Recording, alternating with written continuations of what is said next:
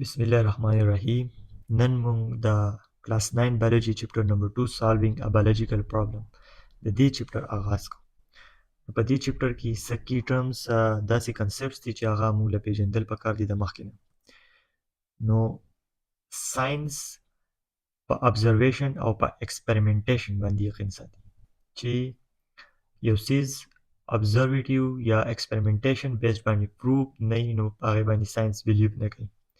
دغه شانتي که یو بایولوژیکل پرابلم دی، هغه مونږ په بایولوژیکل میتھډ کم میتھډ چې ساينس یوز کوي چې پرابلم سالوینګ کی، هغه میتھډ ته مونږ وایو ساينټیفیک میتھډ. خو چې بایولوژي یا د جاندار سره ریلیټډ ثینګز یا جاندار سره ریلیټډ پرابلمز مونږ په بایولوژیکل میتھډ باندې سال کوو. هغه کې مختلف قسمه سټیپس دي. هغه سټیپس لراځو. پای کې اولنی سټیپ دی چې ریکګنیشن. تل اول د بایولوژیکل ایشو مسله پکار ده چې مسله دسه. بیا ورپسې دی ابزرویشن چې دی تو به ګیر چاپیره ګوري، خپل سنس په یوز کې لیدلو باندې ښکاري یا اوریدلو باندې ویلو باندې ټچ. دا مختلف قسمه ابزرویشنز دي. هاو، وای، وین، وټ، دا قسمه کوېسچنز وکي او ایگزیسټینګ لیټریچر وګوري چې دې مسلې په باره کې څه نور څه داسې چا کوېسچنز یا داسې چا ریسرچ یا ایکسپریمنټیشن کړي دي او که نه. بیا به هایپوتیسز جوړي چې کیدای شي دا مسله د دې نه کیدای شي. داسې قسمه هایپوتیسز دي. مخکې ته دا موږ په ډیټیل سره وایو. ډیټیکشن، لاجیکل ډیټیکشن بیسډ هایپوتیسز به جوړي. مثال کې طور پر که دا یو مسله اف اینڈ دین، دا ډیټیکشن دی. که داسې ونه شو بیا به داسې یا دغه شانتي دې ته ډیټیکشن وایي. ایکسپریمنټیشن بیا په هغې هایپوتیسز بیسډ باندې به ایکسپریمنټ چې دی ټیسټ کوي چې واقعي دا داسې کیږي او که نه. بیا به وروسته کنکلوژن او فایندینګ چې دی هغه به پریزنټ کړي. ول راځو ریکګنیشن اف بایولوژیکل پرابلم. مطلب چې موږ به ایشو څه ده، ریکګنیشن به څنګه کوو. مثال کې طور پر داسې ما لیکل دي چې یو پاونډ دی، لوکل پاونډ دی، تالاب دی چې په هغې کې د پراګ پاپولیشن څه دی، کمیږي. نو why are frog population declined in the local pound؟ ولې مسله سره مسله ریکګنیشن او پرابلم موږ دا ځای وکړو چې ولې د پراګ پاپولیشن چې دی په لوکل پاوند کې کمیږي. نو د دې نه پس چې دی observation and previous research به هم موږ ګورو د دې مسلې په باره کې چې ډیټیل observation د دې پاوند وګورو، د واټر کوالټي وګورو، د پلانټ لایف د هغې سره خواته وګورو، یا د نور جاندار چې دی د هغې پریزنس وګورو. او لیټریچر ریویو به هم ګورو چې پریویسلی څه ریسرچ په دې باندې شوی دی که نه، پراګ پاپولیشن ولې ډیکلاین کیږي. کیدای شي هیبیټیټ لاس کیږي، څه پولوشن د وجې نه کیږي، یا ډیزیز ریلیټډ ثینګز دي.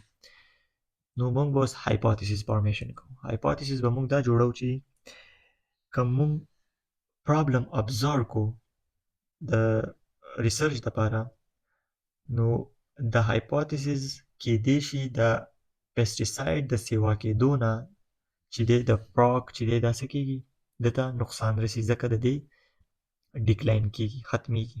مطلب نږدې چې کوم پټي دي هغه پیسټیسایډز چې دی هلته سیوا شو د هغه ځای د وجې نه، نو دلته چې دی پراګ ته نقصان رسي.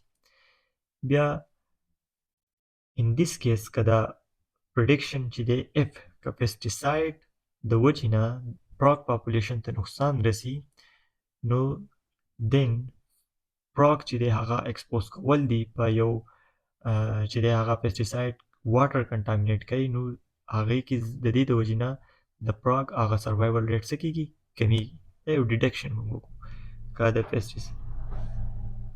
که پیسټیساید افیکټ کوي د پراګ پاپولیشن، نو هغه کنټامینیټډ واټر چې دی د سروایول ریټ د پراګ څه کوي، د پیسټیساید د وجې نه کمیږي. اوس ډیډکشن اینډ ایکسپریمنټیشن ډیزاین چې دی هغه اوس موږ کوو چې د هغې دپاره موږ کنټرول انوایرمنټ ګورو، کنټینرز به ګورو چې په هغې کې اوبه او یو طرف ته موږ پراګز او یا ټیډ فولز راغستي، په هغې کې چې دی هغه واټري کم کې چې پیسټیساید یوز شوي دي او کم کې چې نه دي. داسې قسمه ډیزاین به موږ جوړو.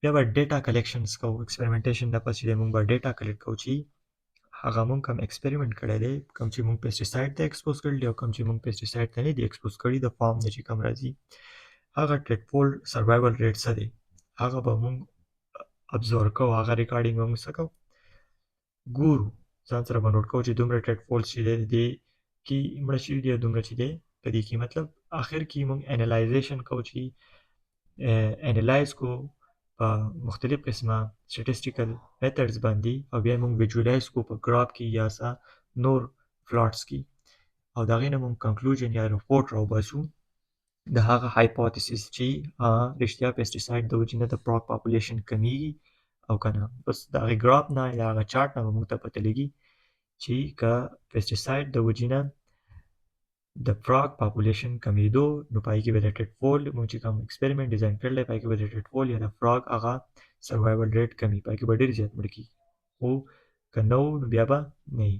نو دا بیا به هغه رپورټ چې دی موږ اورلی پریزنټ کوو ساینټیفیک پوسټرز باندې.